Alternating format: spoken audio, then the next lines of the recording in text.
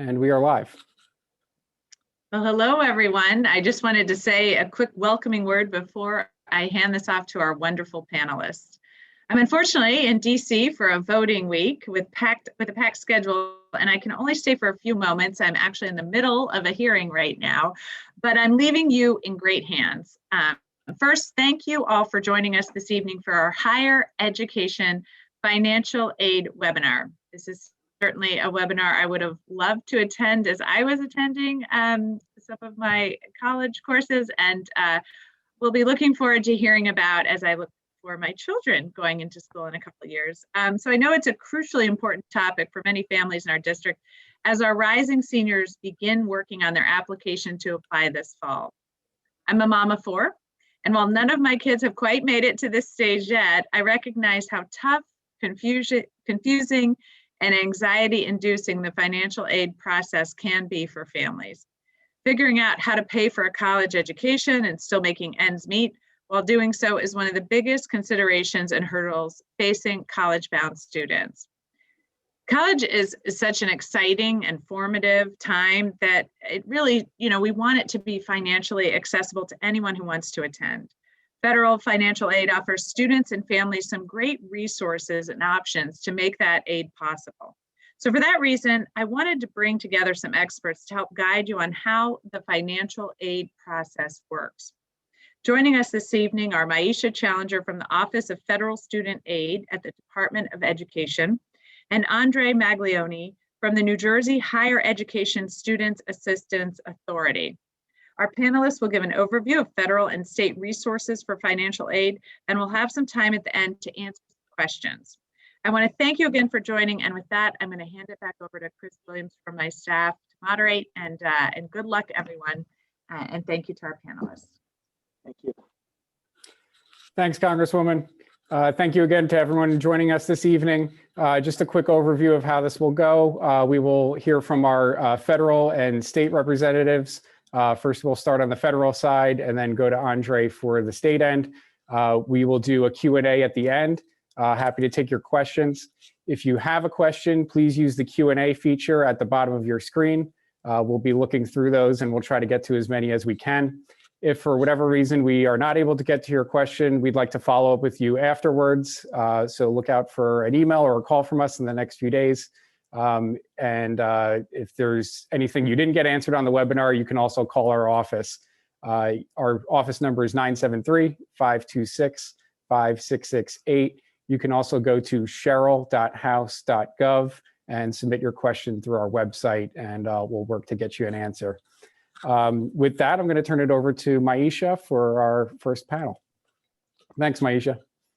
Thanks, Chris. Good evening, everyone. I hope you all are doing good and really excited to be here, and really excited that Congresswoman Sherrill felt like this was an important platform, because we all know that college is very important, and finding funding to pay for college is even more important. So I am really excited to be here, and excited always to work with Andre. You guys have 2 really great people here that are going to give you guys some really great insight into some tools and resources to help pay for college. So let's get started. Once again, my name is Mikie Challenger. I'm an Awareness and Outreach Specialist with the U.S. Department of Education in the Office of Federal Student Aid. Our main office is located in Washington, D.C. However, I am close by. I am in New York City.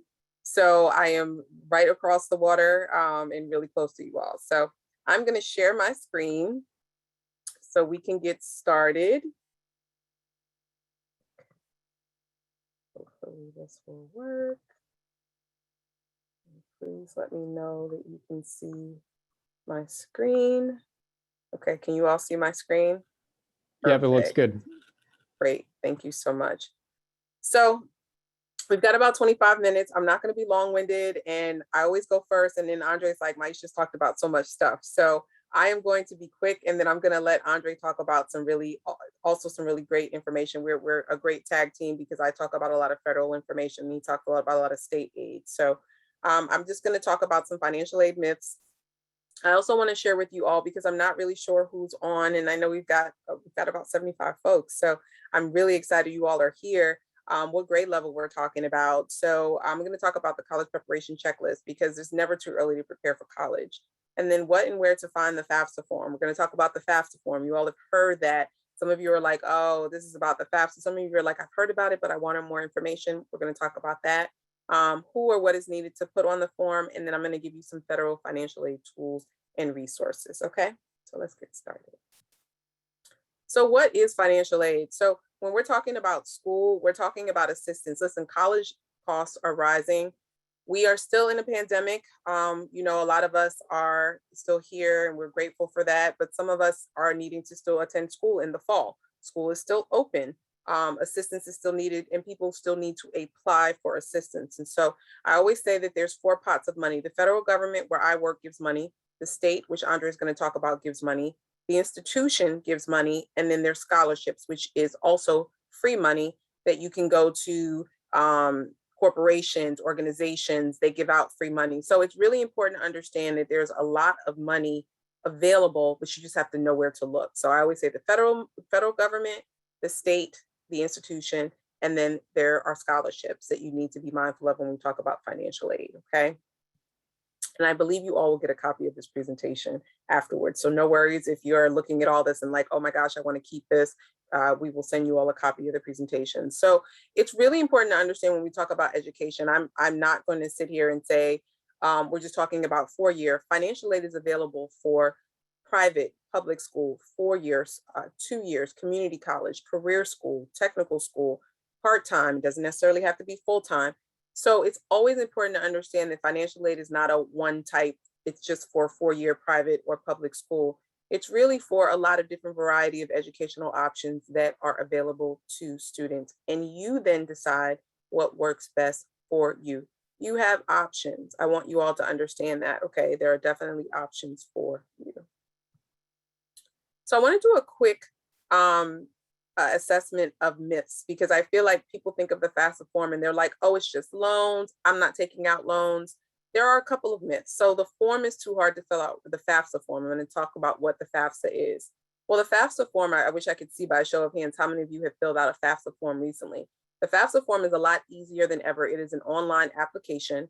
The website is fafsa.gov. That's where you would go to fill out the application and figure out how much financial aid you'd receive. So that is a myth. The form is not hard. It is much easier than it used to be in the past. Only students with good grades get financial aid. That is absolutely a myth. Your grades are not a factor when receiving financial aid when you are applying. When you're in school, you do have to maintain a certain GPA. And then your parents make too much money. So a lot of you are like, oh, my parents make too much money. I don't qualify for financial aid. Everyone qualifies for some form of financial aid. There is not an income cutoff, okay? So keep that in mind when we're talking about financial aid. So very quickly, I wanted to share with you, because as I mentioned earlier, that some of you may be seniors, some of you may be rising seniors, so you are going to be a senior in the fall. Some of you may have just graduated and still not applied for financial aid. We have something called a college preparation checklist. It's an online publication that tells you how to prepare for college in every year in high school. So if you're in 9th grade, 10th grade, 11th grade, or 12th grade, we have an online publication for a guidance for both the students and the parents that you can use. So we absolutely, there's the link, it'll be in the presentation and the slides. Just check it out. I think it's a really great way to prepare to attend college. So what is the FAFSA form? It is the free application for federal student aid. It's an acronym, free application for federal student aid.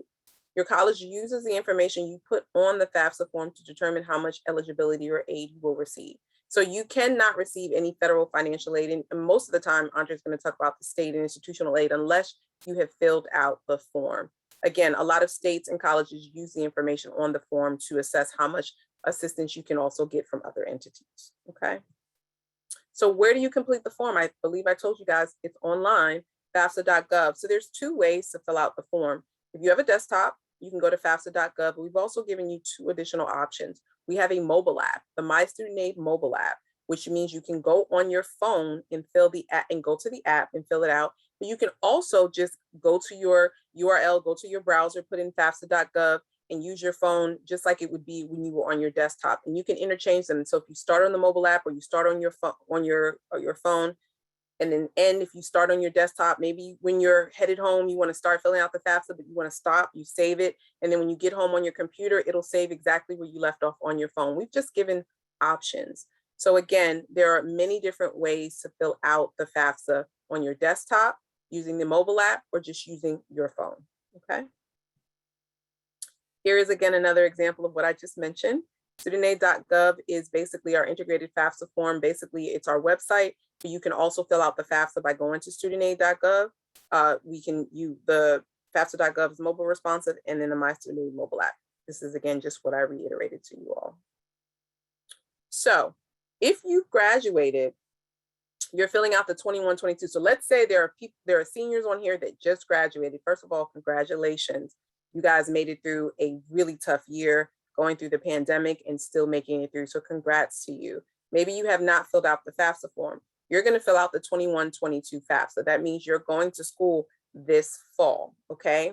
This is the form you're going to fill out. Now, let me also say this, because we're kind of in the midst of transitioning into a new FAFSA. So if we have rising seniors, if we have seniors that are going to be going to school next year, okay, so they're going to school in the fall of 2022, there will be a new FAFSA application that they're going to have to fill out. That's going to be the 22-23 FAFSA. That's not out yet, but that's coming out in October, okay? So if you've already graduated, you want to fill out the current form, the 21-22. If you are a rising senior, meaning you have one more year of high school left, you're going to fill out the 22-23 FAFSA, which also comes out in October. It's a little confusing, but understand that every year that you're going to school, there's a new application that you need to fill out. As I just said, every year, fill out the FAFSA form, depending on the school year and when you are applying. So let me say this: if you graduated and you're a freshman, you're filling out the FAFSA. You filled out a FAFSA already. You're going to also fill out the 22-23. You're also going to fill out the 23-24, et cetera, et cetera. So every year you're in school, there's a new application that you're going to fill out.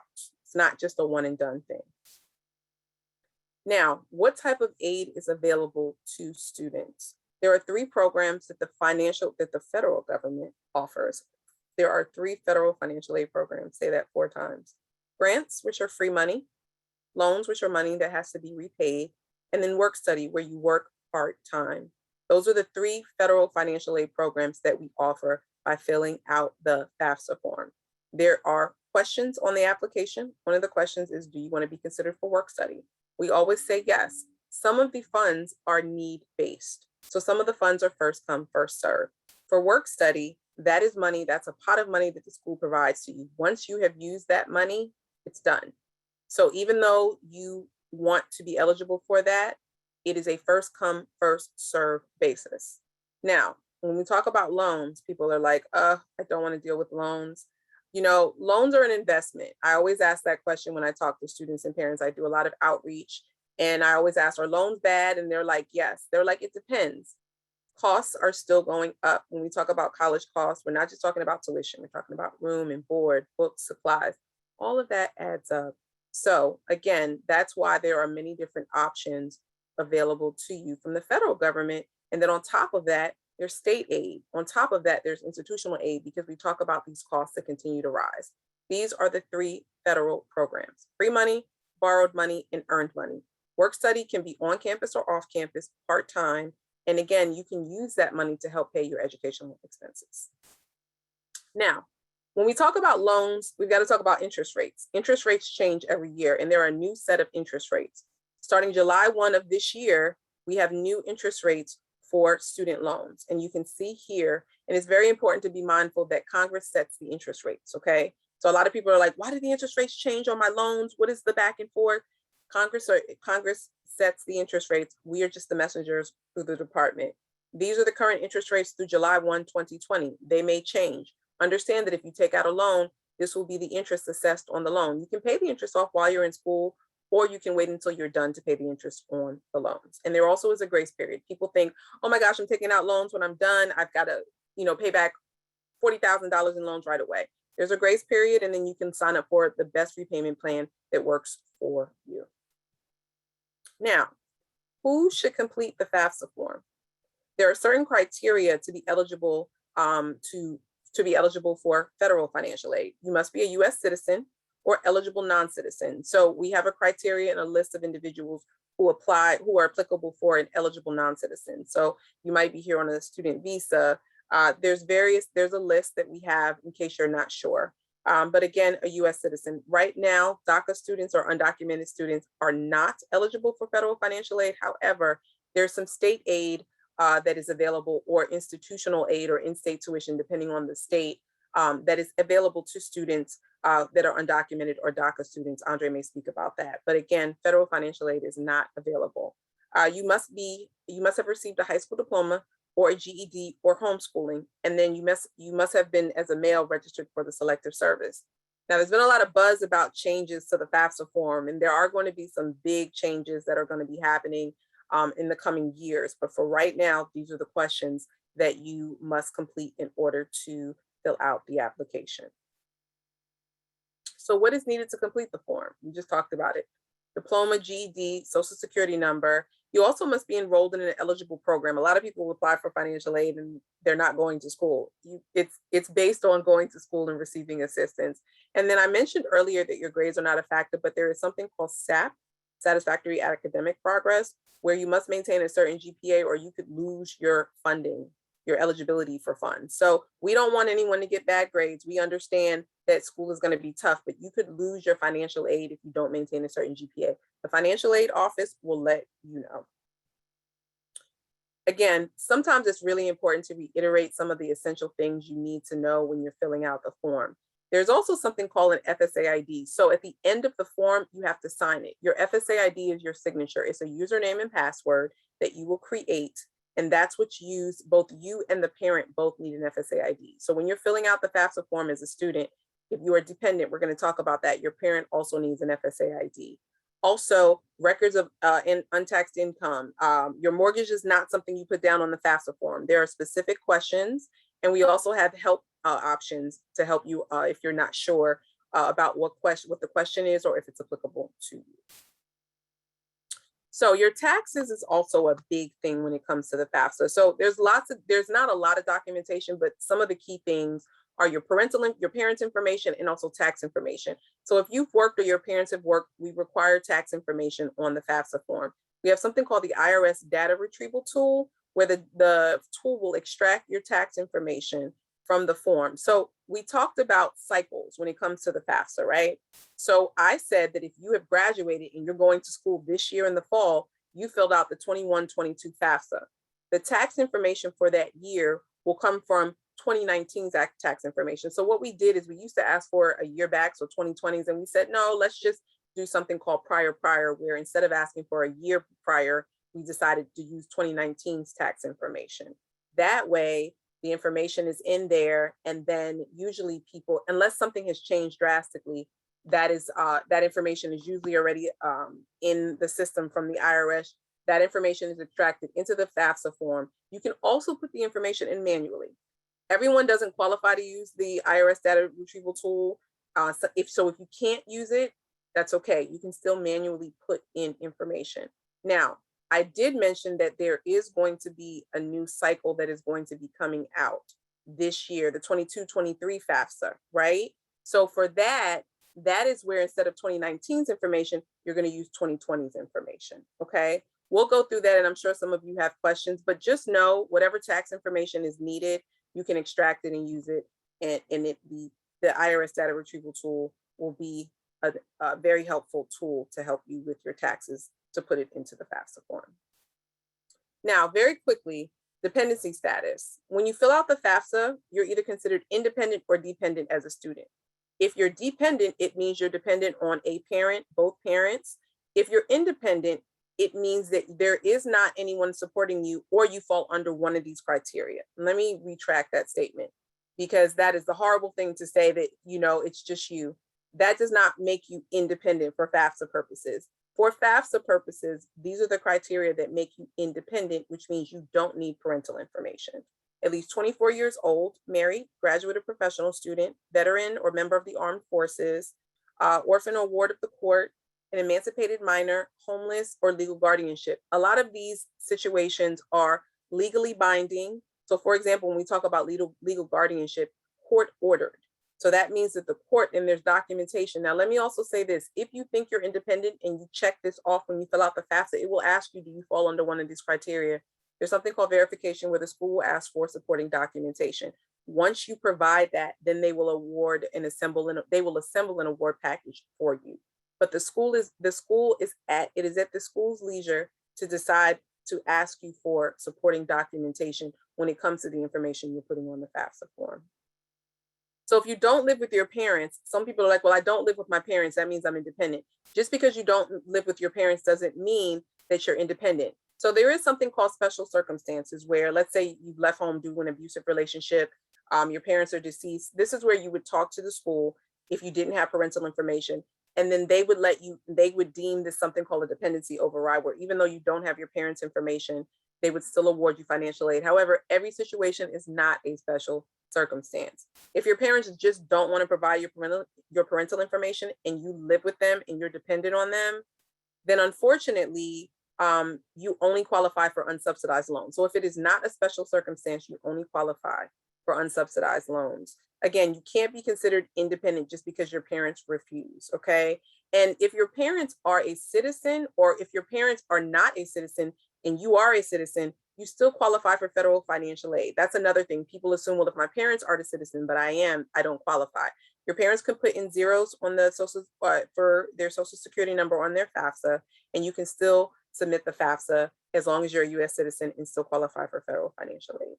I know that was a mouthful, but I'm hoping this gives you all a little bit of guidance when it comes to putting down parental information on the form. We have a really great graphic, even though I know I just did that in like 2 minutes, to help you understand who's my parent. Because the reality is some parents are no longer together. If your parents are divorced, it's the parent that's providing the most support to you. People are like, well, it's who claims you on my taxes? Not necessarily. It's the parent that has provided the most support. So when we say the most support, you could be living with mom, but dad is providing school, books, clothing. So dad is the person that's providing the most support. That's what you would put down.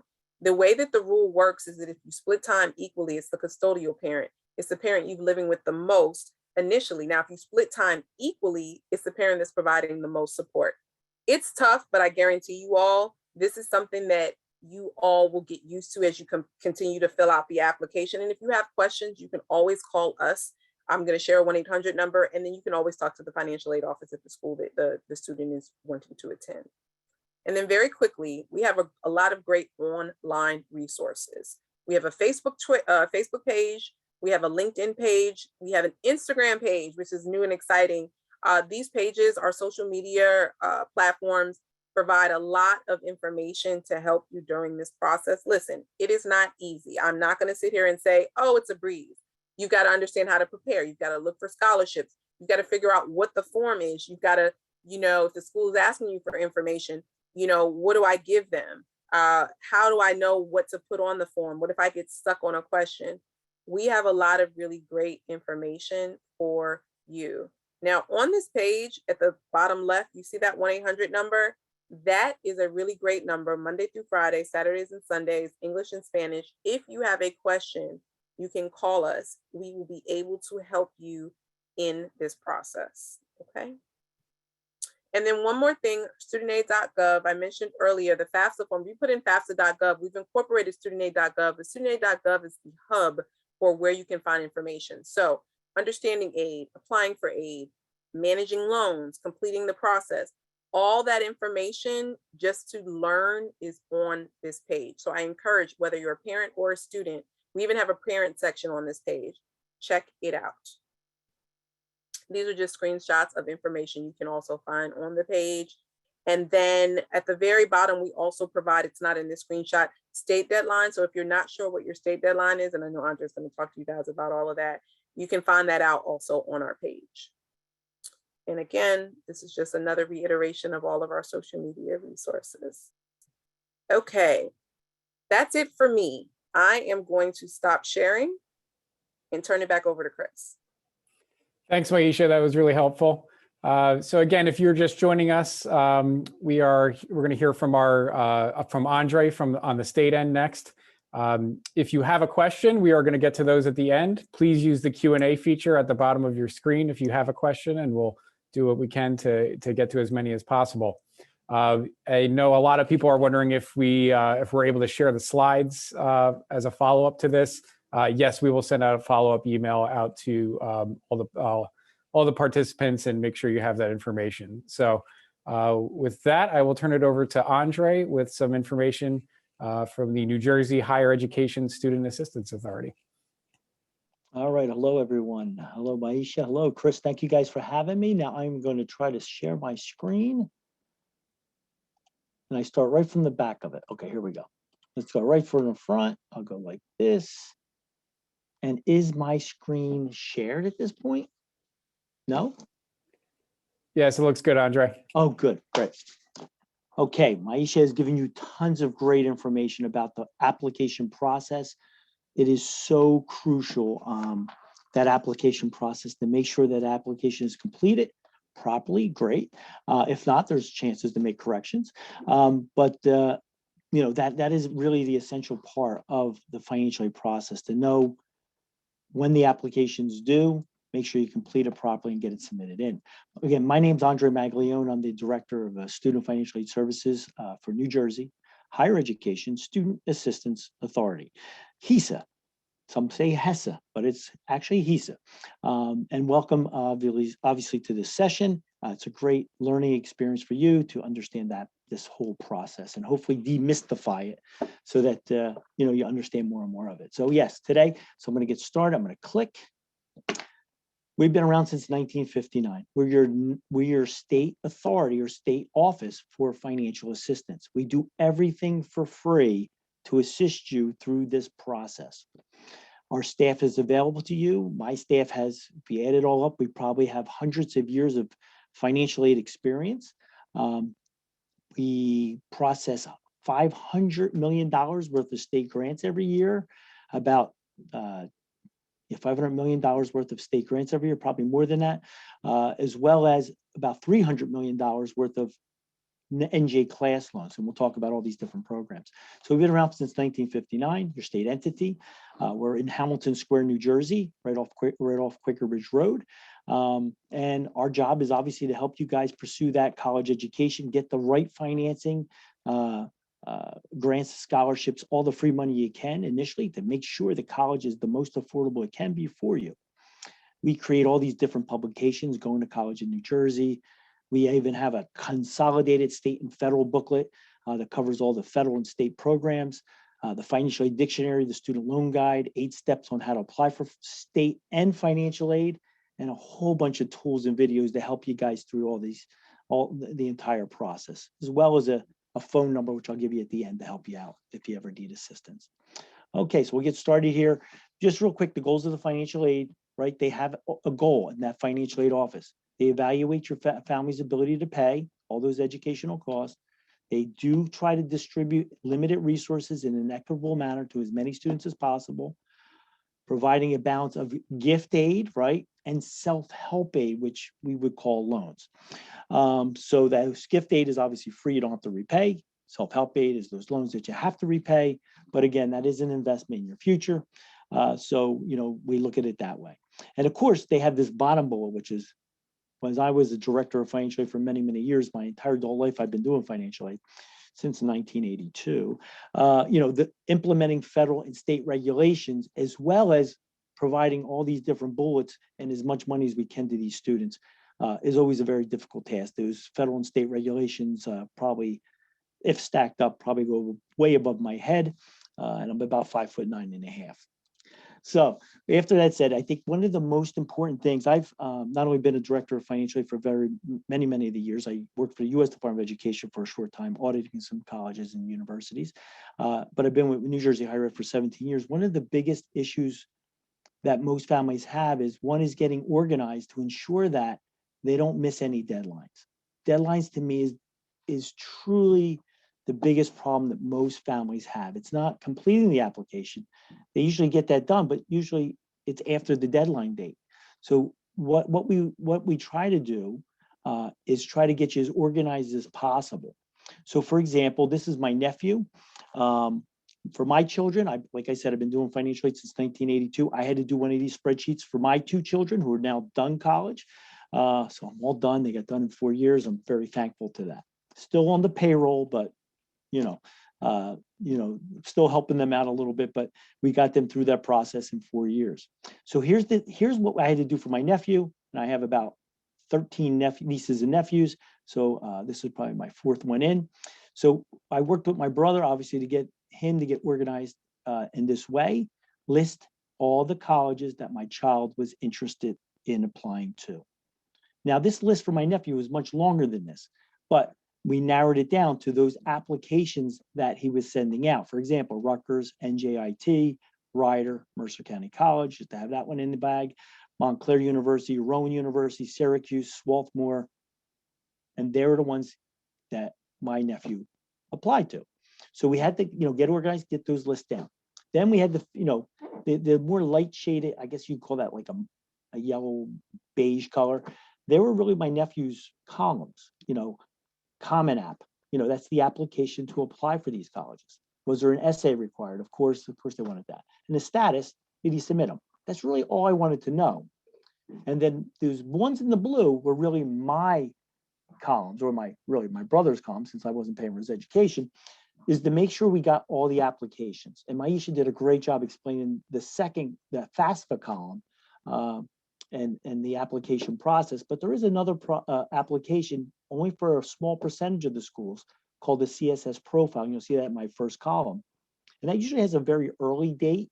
So if your child's looking to apply to, say, in this case, Swarthmore College or Syracuse, they require the CSS profile if you want to be considered for institutional aid, right? If you want to be considered for institutional aid. So they are usually private institutions where they have a pot of money that they're trying to give out to as many students as possible that complete the application. In this case, for them, is the CSS profile. And if you can see here, I put down a date of November 1st, 2018. Obviously, this is going back in time. He's now a rising junior at this point. But this was his list. And at the time, the FAFSA was available October 1st, 2018 for him. And these was his list. And we were able to find out that the CSS profile for these 2 institutions were required and had to be in before November the 1st. And we put down those 2 dates. We did a little quick Google search at the college, just prospective students, their financial aid deadlines, and then you would find out what applications and what the deadlines were. And then you can see the FAFSA one had all theirs. So I want to focus on those 2 were really the most important. And you just want to find the earliest date to make sure you get your CSS profile in if required. And then obviously the FAFSA, the earliest date there, and you could include all the schools that your child was applying to. So that when the school evaluates, accepts your son or daughter, they would be able to give you an award notice or notification, acceptance letter, with all possible financial aid that they can give out. Okay, so that's just getting organized, making sure you have your dates. And if you never need this blank spreadsheet, you'll have my email at the end. I can send you this blank spreadsheet so you guys can have this and work with that. All right, so real quick. So that's getting organized. Now we're going to talk about the money, the free money, really. So sources of aid, you have obviously all these different sources, but we're going to focus in on the blue, the state of New Jersey. Grants, scholarships are my favorite. I give best part of my job is I give away free money all day long, and I try to help students get through that process so they can get as much free money as they can. So grants and scholarships, very, very important. Of course, I have this little loan part of that blue that I'll cover as well. So, all right, so what do we have? So the state of New Jersey has a bunch of programs. So if your child goes in-state, you have all these different types of programs. I'll explain them briefly on our website, which I'll have links to it. You'll have at the end. You'll be able to actually get our state and federal brochure online. You can order it and we can send it to you in a paper form. But the top one and the biggest one is the tuition aid grant, TAG, T-A-G. All right. We are the largest provider of state aid to individual students than any other state in the nation. All right. So New Jersey is very good at providing state grant aid free that you don't have to repay. Anywhere from $1,000, $1,048, and brand new, just approved by our board and signed off by the governor's office, up to $13,196 per student per year. if you qualify, and it is a need-based program, just like the federal Pell Grant program that Maisha told you about, same type of scenario. We have federal Pell, which from the federal government, and we have the state of New Jersey tuition aid grant tag. And then of course, if you want to go to community college, there's also a part-time tag, anywhere from $616 to $2,088 is the maximum. And then those students who qualify and are looking for the EOF program, each one of our colleges in the state of New Jersey have an EOF program. It's really run by the Secretary of Higher Education in New Jersey, Office of the Secretary. But we manage a lot of those funds on our system, which I'll show you a little bit later today. Students can get up to $2,750. It's not really the money that's the value. It's the services that that program provides, helping students get through the program, study, acclimated to college, and all that kind of great stuff. And of course, the whole study program that they set up together, and even get students in early before they start so that they're fully acclimated to the college life. Next program, Governor's Urban Scholarship, up to $1,000. If you are in the top 5% of your high school graduating class and you're from certain areas in the state, you can get an extra $1,000. And your high school guidance counselor would, of course, let you know if you qualify for that. They let us know, and we also let you know via email once you submit your FAFSA. Next one, NJ STARS, which most of you may have heard of before. If the student graduates in the top 15% of their high school graduating class, either in their junior year in the top 15%, or in their junior or in their senior year, if you hit that top 15%, you can qualify for free community college the first 2 years up to 18 credits, and it pays for your tuition only. It's called NJ STARS, New Jersey Student Tuition Assistance Reward Scholarship. All right, so that's for community college the first 2 years. Now, once you graduate from the NJ STARS first 2 years of college, then you can move on to NJ STARS 2, as long as you have a certain GPA of at least 3.0 GPA, you'll get to move on to NJ STARS 2 at any one of our 4-year institutions. That's not just state schools. It could be any of our private schools like Princeton, Seton Hall, Monmouth University, and of course our state schools, Rowan, the big one, Rutgers, and any of the other schools that you can then continue on and get your 3rd year and 4th year, but get an additional $2,500 a year annually because you were once an NJ STAR. And the World Trade Center Scholarship, obviously, if you lost a family member at the World Trade Center, terrorist attacks, then obviously we have a program to provide up to $5,000 per student for this program. Law enforcement memorial scholarship, if a family member in law enforcement dies on the line of duty, they take care of cost of attendance minus other aid, and they can fill that with the law enforcement memorial scholarship. The big one, which I probably should put on top, which is the newest one, is the Community College Opportunity Grant, CCOG. So you may have heard it as Ccog, and you probably will only hear me say it one time because I really don't like Ccog. It's the CCOG, Community College Opportunity Grant.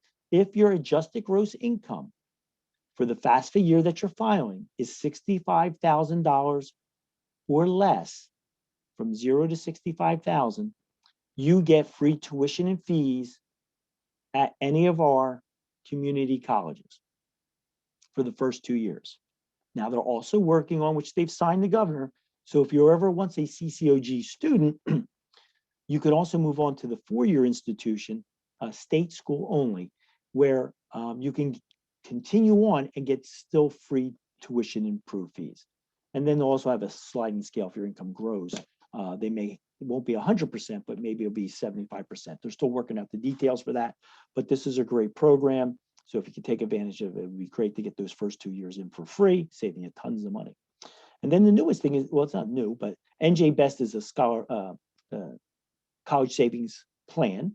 And if you've been saving in our New Jersey NJ Best, program managed by Franklin Templeton, and you've saved X amount of dollars, like $1,250 out of your own money over 4 years, you can get up to a $3,000 scholarship at any of our New Jersey universities any of the years that you're there. First year freshman, second year sophomore, but you only get it one time. Okay, so you'll get to use that $3,000 as our HESA, personal scholarship for thank you for participating in the NJ Best Scholarship Plan. And that's all at njbest.com. You can find out all about that there. All right, so let me get going here. So what we calculate now, Mikie was telling you about the FAFSA, and FAFSA calculates the expected family contribution, soon to change that EFC to a SAI, I believe, or SAI, I believe. They're going to change the name of that. But what we do at the state of New Jersey is when we get that FAFSA data from the federal processor for all our New Jersey residents, we calculate a New Jersey eligibility index. And we use that eligibility index to determine your state grant eligibility, which I showed you for TAG, the need-based program. And then once we calculate that, we would let you know, what your state grant aid eligibility will be. And it's in a software that we have, and I'll show you in a little bit. And again, that is our NJEI, kind of like the EFC the federal government has. In addition to those students who can complete a FAFSA, who are U.S. citizens and eligible non-citizens, with a valid immigration card, we also have another program, which Mikie kind of alluded to, that DACA students and undocumented students can apply for state grants only. Okay, and if you went to our main page at www.hesaa.org, which it'll be at the very last page, and of course we're sharing this with you, so you'll have it. The main page, you'll see there under quick links for NJ Dreamers or New Jersey Dreamers. There's a special page, and once you click on that, you'll get this next page, financial resources for New Jersey Dreamers, where that would then, if they qualify, just like U.S. citizens and eligible non-citizens, income, all that kind of information that's provided, you can go through that application process, which is different than FAFSA, so that you can actually apply for New Jersey state grant aid. All right, so that's that process right there. All right, so NJ Best, I talked to you a little bit about that. We have over, I think it's actually now $6 billion in assets in the plan, so there's a lot of participants in this program. NJ Best, you see actually now state tax free and obviously federal tax free if you have a college savings plan. The scholarships from $500 to $3,000, depending upon how long you've had it.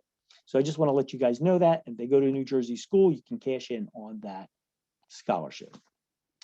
So once the application's been processed, the FAFSA, it gets loaded into our NJ-FAM system, where we'll get busy to calculate your New Jersey eligibility index and let you know what you're eligible for state grant aid.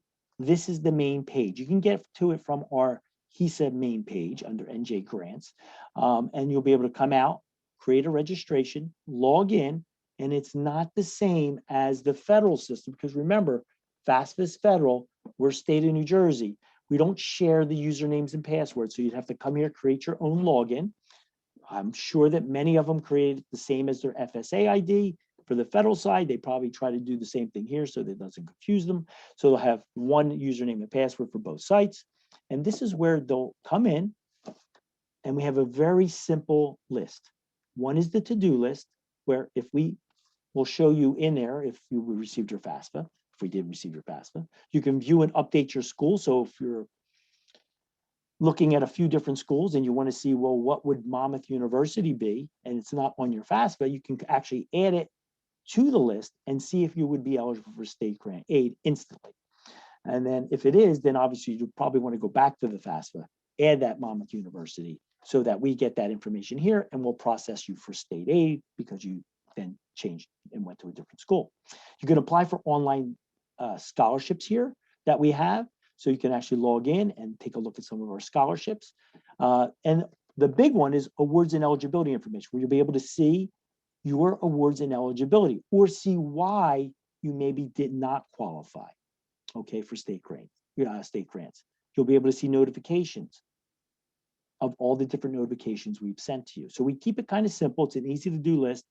Obviously, the to-do list, if you're selected for state grant verification, well, you may have to provide us the tax return, your tax return transcript for that year that the FAFSA is based on. You may have to give some worksheets in, but we would give you all those instructions in your to-do list that you see at the very top. Kind of what it looks like. This is 17, 18 year, but it doesn't look much different. You know, we didn't get your fee application for federal student aid yet, so obviously there's no checkbox there. So you want to make sure you completed your FAFSA. And if you wanted to, we can click here. You can go right to the FAFSA website. This is your awards and eligibility. So if you can see here, this student is eligible for $2,174 for the fall and spring, going to Montclair State University in the 16-17 year.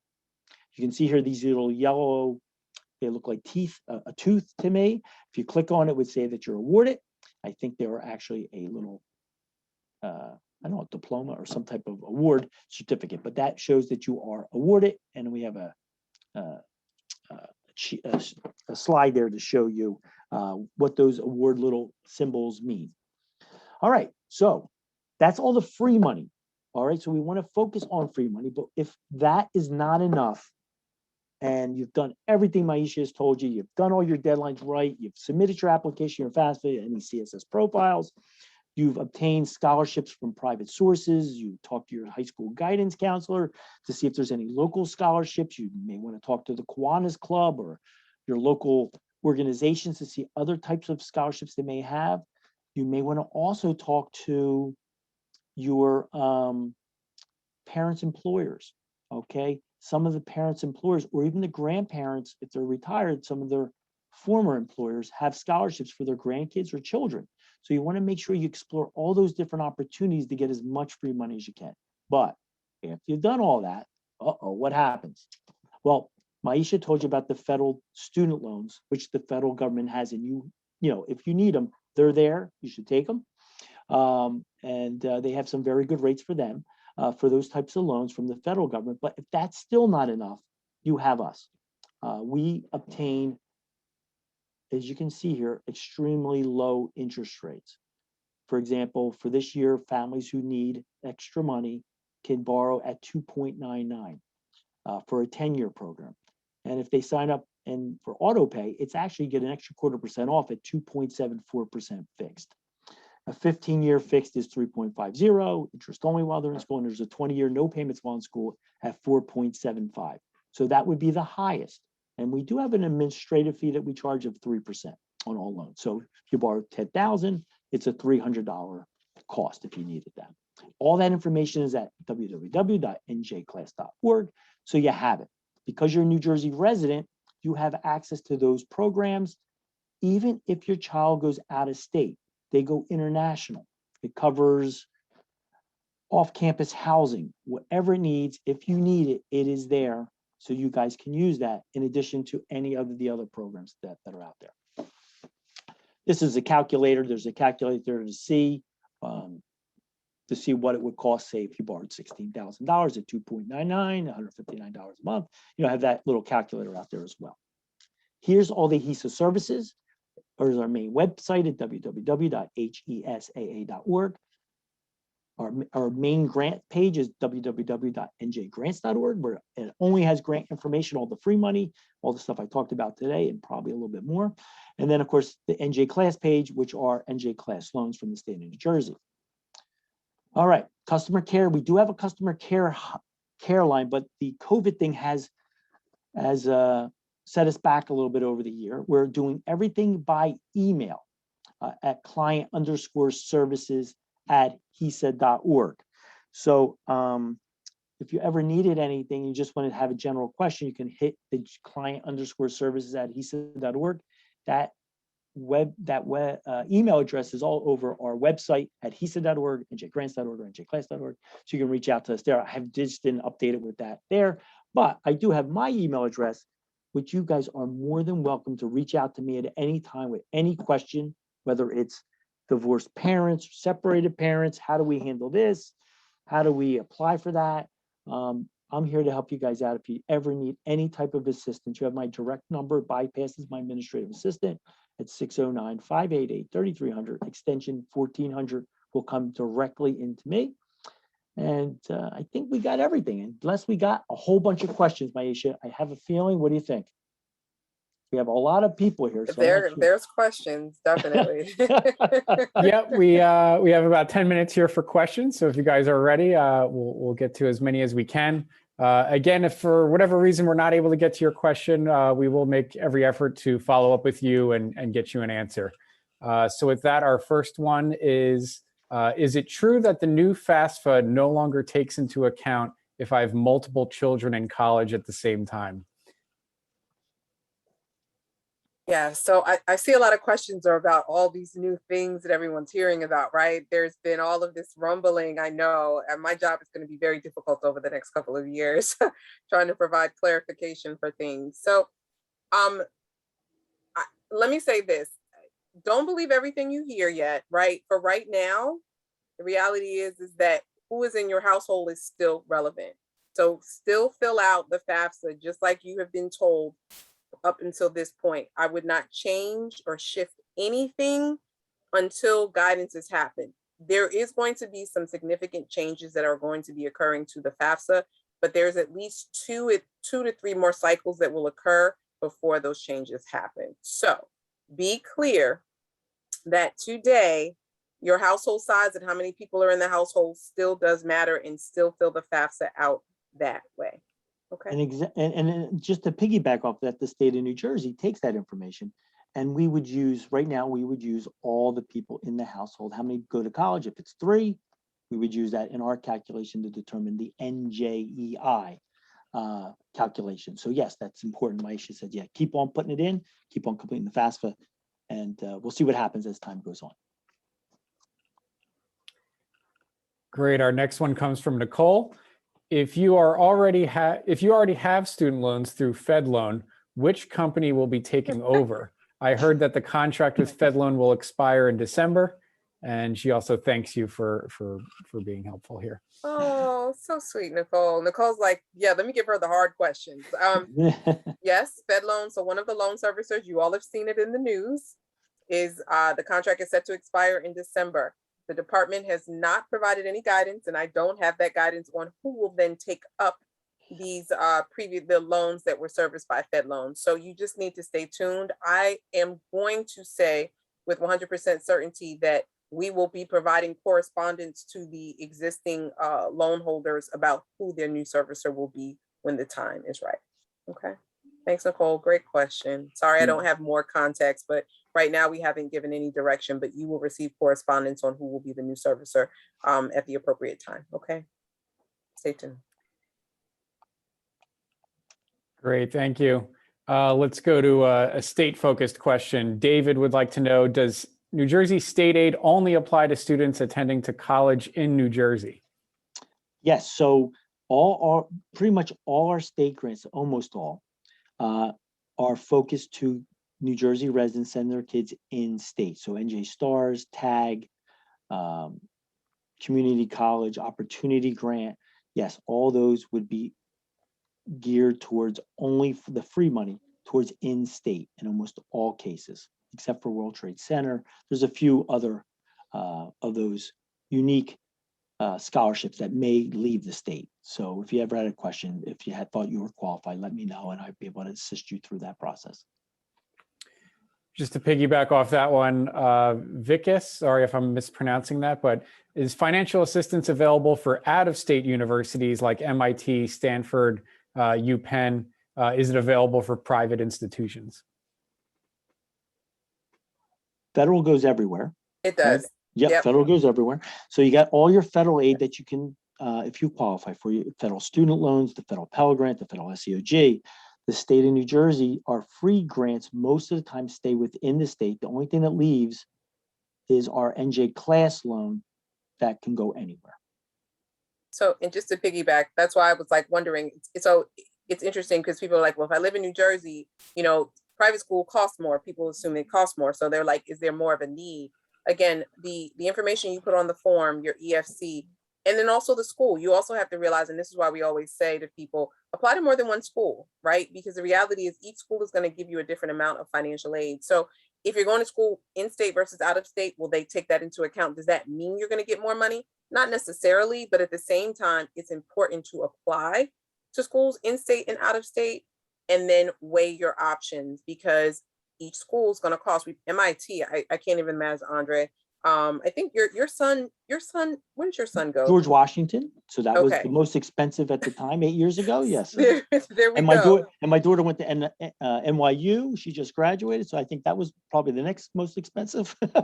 So I feel like I remembered that. That's why I literally said that to him. So the costs are astronomical. And let me also say this. financial aid in general, whether we're talking federal, whether we're talking the state and the institution has money, is supposed to help. I think people assume that financial aid is supposed to cover the full cost of attendance. People assume because I apply, it means that everything will be covered. That may not be the case. There's something called a gap where if the need is 40,000 and the school awards you 30, there's still a $10,000 gap. The state is giving you money, the institution is giving you money, you've applied for scholarships. If that's the case, then it is on you to then figure out how you are able to find that money. But it's not always going to happen where when you apply for federal financial aid and you receive state and institutional aid, that the full cost will be covered. If it is, that's a bonus, but that doesn't always happen. And if I could just, the net price calculator, every college has to have a net price calculator in their either admissions part of their website or financial aid or main page. And basically it's a great tool. I think the Obama administration required it of every college that wants to participate in the federal programs, which is every college, Princeton, Yale, Harvard, all of them. They all have it, no matter what school it is.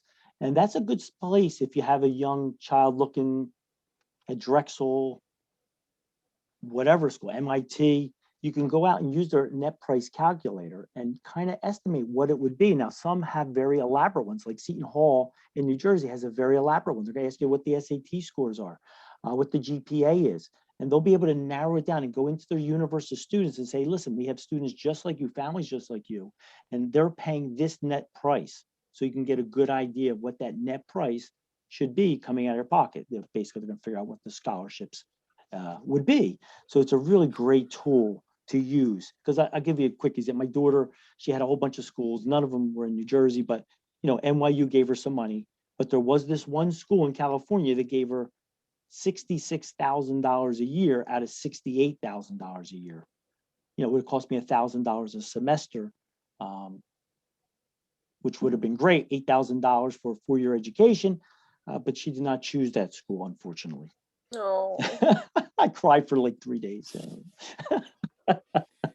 So yeah, so you really want to look at the schools, look at the net price calculator and get a really good idea of what it really is going to cost, because MIT may not be that expensive depending upon your situation. Great, thank you. Our next question is from an anonymous attendee. If I'm married, does the FAFSA require my spouse's financial information? Yes.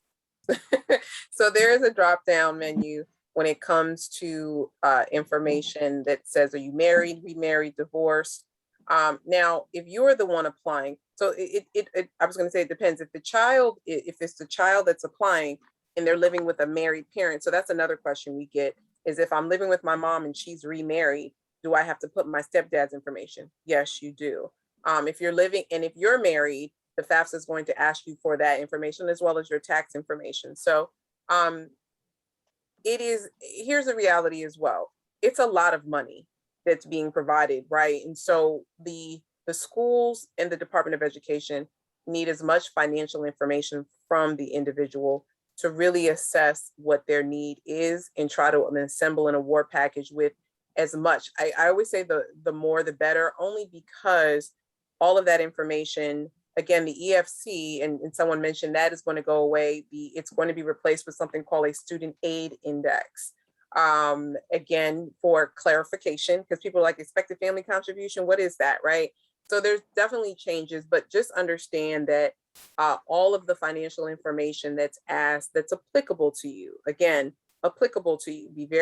It's also important to read the questions because some things are not applicable to folks and they put information down, and all of that is all of that information is then used to create an EFC, and then the school will use that to decide the aid. So yes, if you're married, the information is required, but just know that as much information as you can give as accurately as possible would be very beneficial to you for trying to apply for federal financial aid. And just real quick to pay off, Maisha's group, the FAFSA folks who do it, they have these little question marks by every question. Yeah. And that's always good. You just don't read the question and say, okay, I'm going to guess at this. They actually have little question marks. You click on it, it'll actually give you a lot of great detail on what to include and what not to include, which is a lot of times parents or whoever's filling out the FAFSA kind of skip that and they kind of answer those questions wrong. And then we got to go back and forth and make corrections. So right. They do a great job with their help, so please, leverage that help and you'll get the right answers. And just really quickly, Andre, you made a great point. You can make corrections to your form. It's not a one and done. I don't want you all to think, oh my gosh, I made a mistake, I can't go back. You can absolutely go back and make a correction to the form. Understand that if there's something on the form that's incorrect, will it impact the award letter? It might, but again, you want to put down as much accurate information and know that you can make corrections to the form once you have submitted it, okay? Great. That was actually our next question. Do you have to complete the form in one sitting, or you can go back to it as you're gathering more information? So I think you Yes. covered that one. Anything else to add?